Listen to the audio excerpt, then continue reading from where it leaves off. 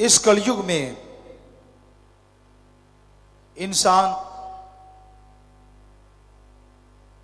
अजीबोगरीब जिंदगी जी रहे हैं। जो कार्य करना चाहिए वो बहुत पीछे छूट गया और जो नहीं करना चाहिए उसमें आज के इंसान बहुत आगे निकल रहे हैं। शुरुआत अगर नशे से करें कि नशा हर धर्म में, हर मजहब में मना है,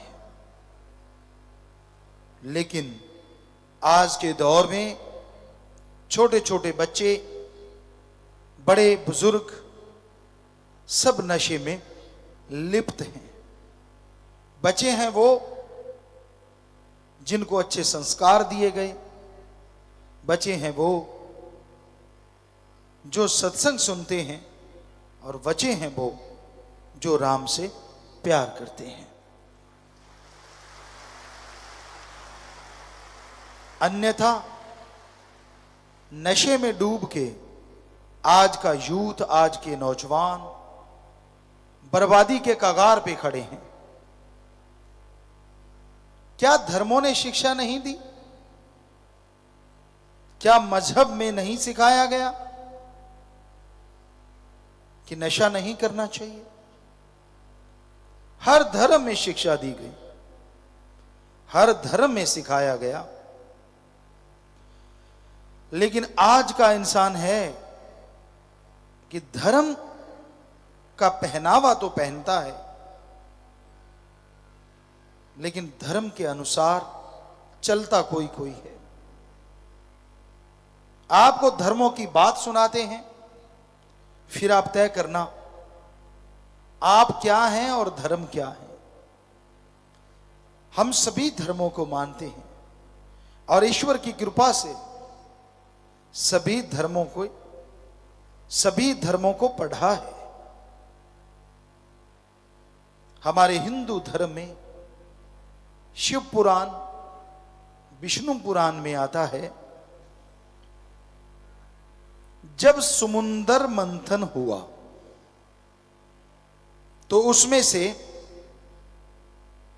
बहुत साजो सामान निकला संसार के कल्याण के लिए, समाज भलाई के लिए, लेकिन उसमें से शराब निकली और भी बहुत सारे नशे निकले।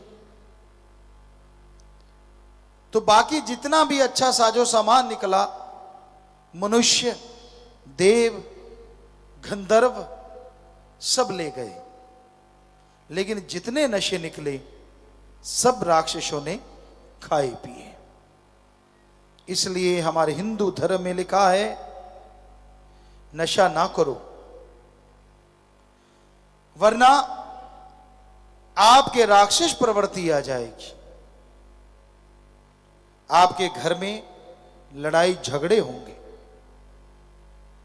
आपके घर से प्यार पंख लगा के उड़ जाएगा, ईर्ष्या होगी, नफरत होगी, द्वेष द्वेष होगा, शरीर में बेचैनी होगी, बीमारियां होंगी, परेशानियां होंगी, बात बात पे तुनक मिजाज, गुस्सैल हो जाएंगे आप।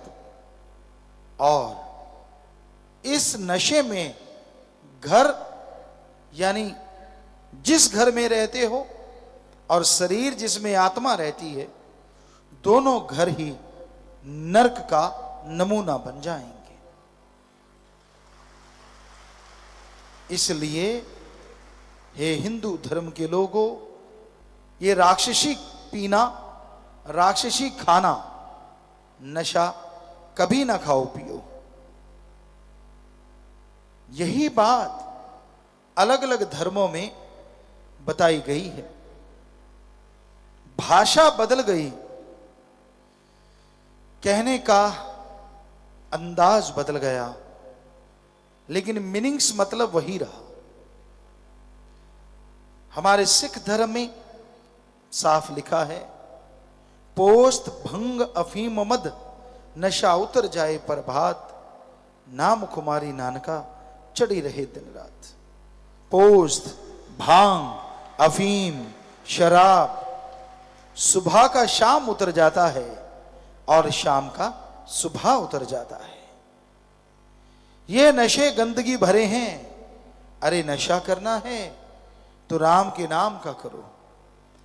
एक बार चढ़ गया चेहरे पे नूर होगा, अंदर सुरूर होगा, जरूर होगा। और यही बात हमारे इस्लाम धर्म में लिखा, शर प्लस आब, उर्दू फारसी में शर माने शैतान और आब माने पानी। अल्लाह की इबादत करने वालों, शराब शैतान का पानी है, नशे खाना है। अगर खाओ पियोगे तो की गई इबादत खाक में मिलेगी और दोजक में जलोगे। और यही इंग्लिश फकीर कहते हैं, वो नशा ना करो जो गॉड से दूर करे, गॉड्स प्रेयर का नशा करो जो गॉड के करीब करे। तो भाषा अलग अलग है, कहने का अंदाज भी थोड़ा अलग अलग है, लेकिन सबका मीनिंग्स, सबका मतलब एक ही है। नशा ना करो। नशा बर्बादी का घर है। नशा बर्बाद कर देता है। पर यह शिक्षा धर्मों में तो है, पर शिक्षा में नहीं। शिक्षा प्रणाली में भी अगर बचपन से ही बच्चे को ये शिक्षा दी जाए, नशे के बारे में समझाया जाए और जिस तरह पढ़ाई होती है, ए फॉर एप्पल सिखाया जाता है, काश डी फॉर ड्रग और नीचे लिखा जाए नरकों की नानी। तो हमें नहीं लगता बचपन में दी गई शिक्षा आज बच्चे के दिलो दिमाग में नहीं बैठेगी, 100% बैठेगी। ड्रग के नाम से वो डरेगा। जैसे जैसे क्लास आगे बढ़ती है वैसे वैसे इसको शामिल करके इसकी स्टोरी होनी चाहिए। बड़ी क्लासों में बहुत सारी स्टोरीज होती हैं, ये शेक्सपियर की है जी, फलां की है जी, फलां की है जी। हमारे ऋषि मुनियों की क्यों नहीं है? क्यों नहीं सिखाया जाता? क्यों नहीं ये पढ़ाई होती कि समुद्र मंथन हुआ था, उसमें से नशे निकले थे, राक्षसों ने पिए, और जो पिएगा उसका ये हशर होगा। अच्छे से जम के कोई स्टोरी राइटर इसको लिखे तो हो नहीं सकता नौजवान ना बदले। बाकी जो स्टोरीज हैं उनसे आप क्या साबित करना चाहते हैं? बच्चों को पढ़ा पढ़ा के आप क्या बना लेंगे देश का भविष्य? क्यों नहीं हमारी संस्कृति पढ़ाई जाए? क्यों ना बच्चों को जो शिक्षा दी जाए कि कुर्बानी क्या चीज होती है। कौन था दधीची? कम लोग जानते हैं। बहुत सारे और राइटर जो विदेशी हैं जिनका कोई तुकबंदी नहीं है, इतिहास में बड़ा कुछ सिखाया जाता है, जिंदगी में जो एक पैसा भी काम नहीं आता। काश सिखाया जाए कि दधीची वो था जिसने जिंदा जी अपने प्राण त्याग दिए हड्डियों का शस्त्र बनाने के लिए, ताकि बुराई का खात्मा हो सके। बच्चों के अंदर एक भावना पैदा हो, बच्चों के अंदर एक जागृति आए। क्यों नहीं ऐसा? इसमें तो सबका ही भला है। तो ये शिक्षा प्रणाली में जरूरी है इन चीजों को शामिल करना, तभी बच्चे ड्रग नशे से दूर हो पाएंगे। वरना आज घर घर की कहानी है कि बच्चे नशा करते हैं, बल्कि जो नहीं करते, करने वाले बच्चे उसका मजाक उड़ाते हैं। यार इसको क्या आता है? इसको तो जीना ही नहीं आता समाज में, ये तो कुछ भी नहीं जानता, इसको तो आज का कल्चर भी मालूम नहीं है। क्या ड्रग ही कल्चर है? क्या रिश्ते नातों के परकच्चे उड़ाना ही कल्चर है? अगर आपको यह लगता है, कभी यूरोप साइड में जाके देखिए, बच्चों की जगह उनकी गोद में कुत्ते बिल्लियां ज्यादा होती हैं। शादियां टूट रही हैं वहां, बच्चे है ही नहीं, और जो हैं उनको ये नहीं पता उनकी मम्मी कौन और पापा कौन, क्योंकि मम्मी ने 5-7 शादियां करवा रखी हैं, पापा ने 8-10 करवा रखी हैं, क्योंकि टूटती जा रही हैं तड़ातड़ तड़ातड़ तड़ातड़। बेचारे माँ बाप के प्यार से महरूम हैं, वंचित हैं। बहुत जगह हमने खुद घूम के ऐसा देखा है। क्या आप वैसा बनना चाहते हैं? जी नहीं। हमारी संस्कृति गजब की है। जब हम छोटे हैं तो माँ बाप बेहद बेहद संभाल करते हैं हमारी, और जब माँ बाप बुजुर्ग होते हैं तो हमारा कर्तव्य है हम उनकी बेहद संभाल करें। ये ऋण है माँ बाप का जो बच्चों को चुकाना चाहिए। ये सिर्फ हमारी संस्कृति ही सिखाती है और कोई भी नहीं। लेकिन बड़ा दुख होता है जब सुनने में आता है कि बच्चे ने मां को पीटा, बाप को पीटा।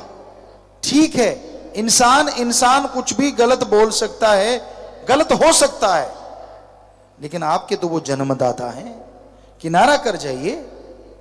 पर उनको मारना या उनको गलत कहना अपने आप को गाली देना है, क्योंकि आप भी तो उनका खून है। तो ये बहुत जरूरी है, हमारी संस्कृति की पढ़ाई हमारे बच्चों को आनी चाहिए, बुजुर्गों को भी चाहिए। कभी तो संन्यास आश्रम में आ जाओ, बचपन से लगते हो मरने तक गृहस्थ आश्रम ही चलता रहता है। बड़े बढ़िया आश्रम बने थे। 25 साल तक ब्रह्मचार्य, 25 से 50 गृहस्थ आश्रम, संन्यास वानप्रस्थ आश्रम। यहां तो बल्कि 50 के बाद कहते हैं मजा ही अब आया, पता ही अब चला है, जेब काटी कैसे जाती है और पता भी नहीं चलता। छोड़ दो, 25 साल का बच्चा अगर हो गया उसको तजुर्बा दो, उसको पूरा सिखाओ। ये करते थे पहले लोग, अपने बच्चे को शुरू से ही प्रैक्टिकली लाइफ जीने की आदत डाल देते थे, डलवा देते थे। और 25 साल का होते होते बच्चे की शादी हो गई, उसके बच्चे हो गए और वो अपने पैरों पे खड़ा होता था।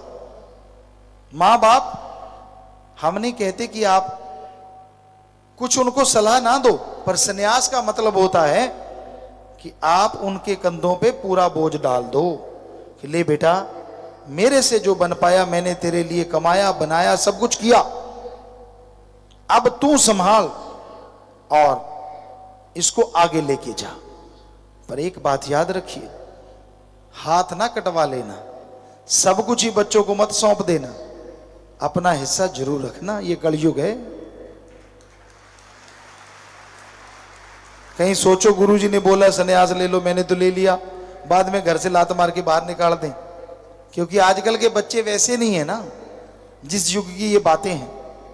तो जरूरी है अपना हिस्सा, बैंक अकाउंट या जो भी, वो आपके पास, आपके नाम जमीन जायदाद का हिस्सा होना ही चाहिए। तो आपकी सेवा होगी और आप खुश रहेंगे, मेरी सेवा हो रही है। आजकल बैंक बैलेंस की सेवा होती है, जमीन जायदाद की सेवा होती है। आपका भरम बना रहेगा और जिंदगी बढ़िया मजे से गुजरेगी। और जरूरी है इन बातों पे अमल करना। पर आजकल तो उल्टा है सारा कुछ। लोग ज्यादा फंसते हैं घर गृहस्थ में 50 के बाद। संन्यास तो कोई कोई लेता होगा। हमने देखा कि भाई जो मानवता की सेवा में आगे आते हैं, आज 6 करोड़ में 70-80% नौजवान है। यानी नौजवान बीड़ा उठा रहे हैं समाज को बदलने का, और बुजुर्ग कहते ना अभी तो पता चला है जिंदगी का मजा कैसे लें। फंसे हुए बुरी तरह से। पर जो सेवा पर करने आते हैं, भला कर्म करते हैं, समय निकालते हैं, उनको बहुत आशीर्वाद। कम से कम संन्यास आश्रम उन्होंने ले तो रखा है, रहो घर में, रहो परिवार में, लेकिन दखल अंदाजी छोड़ दो। कई होते बिना वजह आवाजें मारते रहते। बच्चा काम धंधे को जाता है, पीछे से आवाज, किधर चला? कहता कुएं में छलांग मारने जा रहा हूं। मारोगे? बच्चे आजकल के बड़े अजीबो, कहना नहीं चाहिए उनको ऐसा, लेकिन नहीं मानते भाई, गुस्सैल है। तो आप पूछते क्यों, किधर चला किधर नहीं चला? ये क्या 4 पैरों पे चलने वाला है? यानी बचपन वाला तो नहीं है, बड़ा हो गया अब, जाने दो जिधर जा रहा है, काम कर रहा होगा।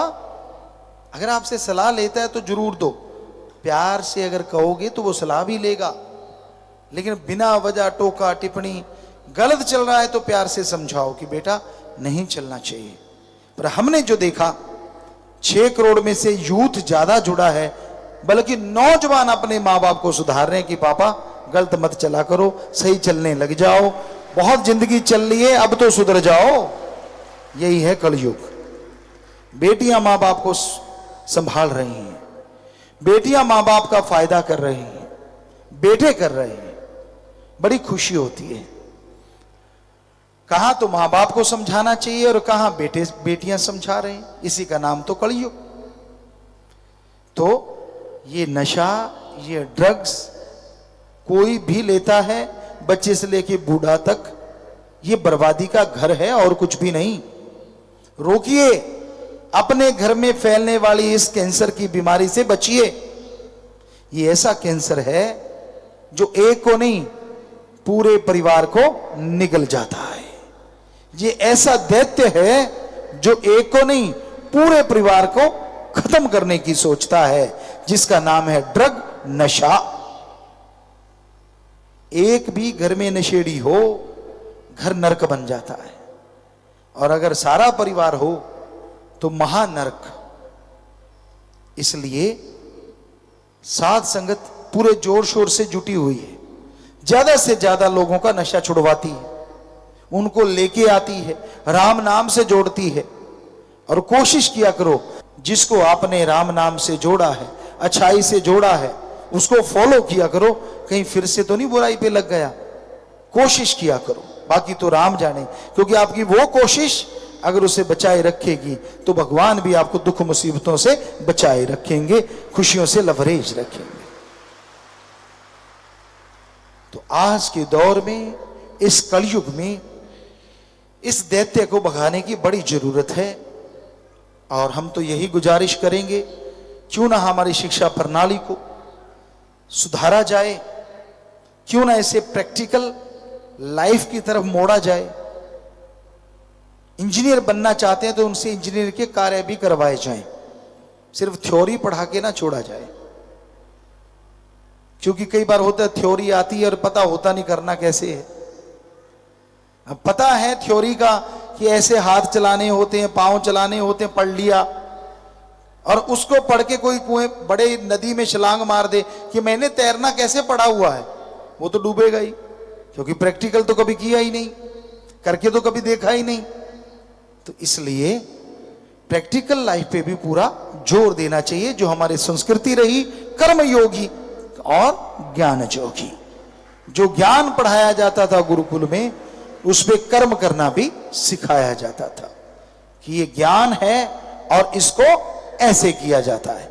उदाहरण के तौर पे दूध में से घी कैसे निकालना है, ये तो सिखाया जाता ज्ञान कि दूध में से घी निकलता है, उसको जमाया जाता है, छाछ लगाई जाती, खट्टा लगाया जाता है, बिलोया जाता है, मक्खन आता है, और गर्म करने पे घी जरूर आता है।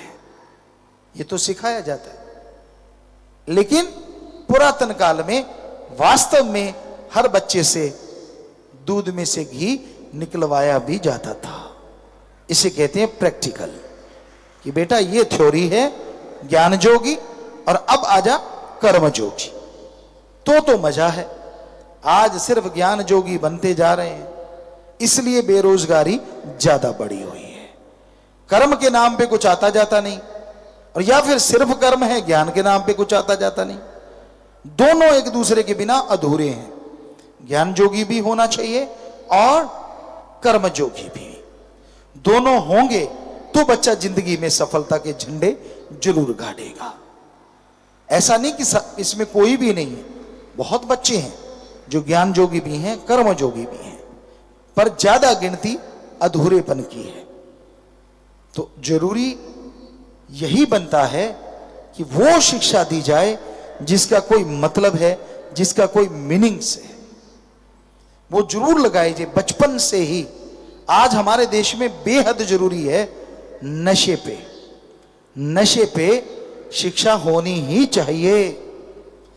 पहले में ये बता दिया, जैसे आपको बोला डी ड्रग, और फिर धीरे धीरे अगली क्लासेस में कि कौन से नशे से क्या क्या बीमारियां, और उनके सवाल आए जब पेपर हो कि भाई ये नशा करने से क्या बीमारी होती है, ताकि बच्चे के माइंड में फिट रहे, क्योंकि वो याद करेगा और आंसर देगा तो पता चलेगा अच्छा बड़ा होगा इतनी बीमारियां होती हैं।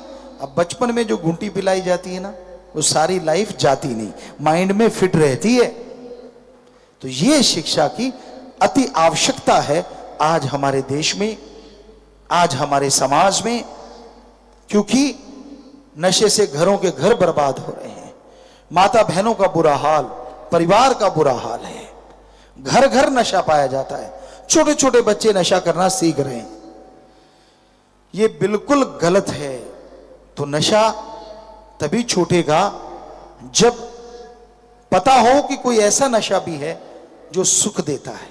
तो पढ़ाई में वो भी होना चाहिए कि हां, आर फॉर राम, कि इसका नाम लेने से आपके विल पावर बढ़ेंगे, बस।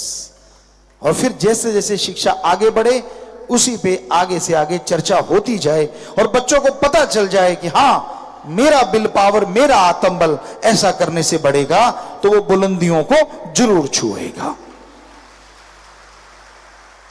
तो बेहद जरूरी है नींव रखना, नींव को मजबूत करना। बिल्डिंग अच्छी वही होती है जिसकी नींव मजबूत होती है, और बचपन से बड़ी नींव इंसान की कोई नहीं होती। बच्चा जब पैदा होता है, जब वो पढ़ता है, तो वो बचपन एक ऐसा होता है, उसको जितना मजबूत, जितना स्ट्रांग, जितना शिक्षादायक बनाया जाए जरूर बनाना चाहिए। तभी वो बड़ा होके अच्छा नेक इंसान बनेगा और समाज भलाई के कार्य करता चला जाएगा। मां बाप का नाम रोशन, देश का नाम रोशन होगा। तो आप अगर बाहरी शिक्षा ऐसी नहीं है तो मां बाप बच्चों को ये शिक्षा दे सकते हैं, और ऐसी शिक्षा होनी चाहिए, ऐसी बुक्स सामने आनी चाहिए, और मां बाप भी संस्कार अच्छे दें, बच्चे को सिखाएं कि बेटा ऐसा खाना खाने से यह फायदा है और ऐसा खाने खाने से यह नुकसान है। होता क्या है, आप खुद जीभा के स्वाद के लिए बच्चों को भी वैसी आदत डाल देते हो। उदाहरण के तौर पे आप तड़ा हुआ सामान खाते हो, पिज्जा खा लिया, बर्गर खा लिया, और भी बहुत सी तली हुई चीजें हैं, हाँ, जिनका कोई पावर नहीं आने वाली बॉडी में, पर आपको लगता है यार मेरा स्वाद तो बच्चे का भी। तो ये मैदा बहुत ही घातक होता है, इससे फलना फूलना बच्चे का कम हो जाता है। यहां से ये सामान आया, उनमें 7 फुट का, 6 फुट का कोई कोई बंदा है, सब छोटे छोटे हैं। आप फिर भी नहीं मानते, अपने तो काफी अच्छे लंबे चौड़े हैं, 6, 5.5, 6, 6.25, लेकिन आप कहते ना मैं तो वो ही खाऊंगा जिससे 5 का ही रह जाऊं। पता नहीं क्या चक्कर चला हुआ है। यहां से ये सामान आया है, कभी रिसर्च करके देखो, और करोगे तो पता चल जाएगा। नाम हम नहीं लेते किसी का, लेकिन हमें यहां तक मालूम है वहां छोटे छोटे ज्यादा हैं।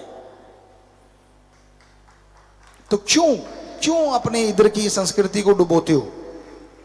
बचपन में क्यों नहीं सिखाते बच्चे को? जैसे हमारी आदत है अच्छा खाना खाना, अच्छी सब्जियां हैं, हमारे तो सब कुछ होता है। हाँ, गुड़ खिलाया जाता था, शहद क्यों खिलाती हो फिर घूटी में? क्यों नहीं पिज़्ज़ा ही खिला देते? आज भी शहद खिलाते हो ना जब बच्चा पैदा होता है। तो ये हमारी संस्कृति है, मत भूलिए इसे, बल्कि इसको बढ़ाइए, बच्चे को अच्छा खाना खिलाइए ताकि बच्चा तंदुरुस्त और स्वस्थ हो। बच्चे तंदुरुस्त स्वस्थ होंगे तो पूरा समाज तंदुरुस्त और स्वस्थ हो जाएगा।